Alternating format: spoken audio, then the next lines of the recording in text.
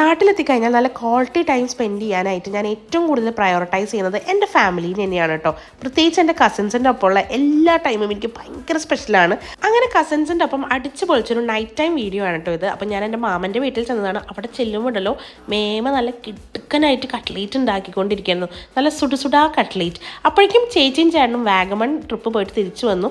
ഈ എക്സ്പ്രഷൻ നിങ്ങൾ മൈൻഡ് ആക്കണ്ട, അത് ഞാൻ പറഞ്ഞിടിച്ചതാണ്. അവരുടെ അഭിനയത്തിനായിട്ട് നമുക്ക് 1 മിനിറ്റ് മൗനം ആചരിക്കാം. അതൊക്കെ പോട്ടെ, മേമയുടെ കട്ട്ലേറ്റിലേക്ക് തിരിച്ചു വരാം. നല്ല യമ്മി സൂപ്പർ ഡൂപ്പർ കട്ട്ലേറ്റ് ആയിരുന്നു.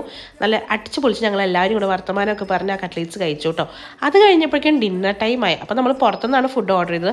ഫ്രൈഡ് റൈസും നൂൽ പൊറോട്ടയും ചില്ലി ചിക്കനും ചിക്കൻ മഞ്ചൂരിയനും ഒക്കെ കൂടെ ഒരു പിടി പിടിച്ചു. എൻ്റെ മോനെ, എത്രയൊക്കെ അവിടെ നമ്മൾ ഒത്തൻറ്റിക് ചൈനീസ് ഫുഡ് കിട്ടുമെന്ന് പറഞ്ഞാലും നമ്മുടെ നാട്ടിൽ കിട്ടുന്ന ചൈനീസ് ഫുഡിൻ്റെ ടേസ്റ്റ് അതൊന്ന് വേറെ തന്നെയാണ്. പിന്നെ കസിൻസിൻ്റെ കൂടെ തല്ലുകൂടി വാരി പറിച്ച് കഴിക്കുമ്പോൾ കുറച്ചുകൂടെ ടേസ്റ്റ് കൂടും. അടുത്ത വീഡിയോയിൽ കാണാം.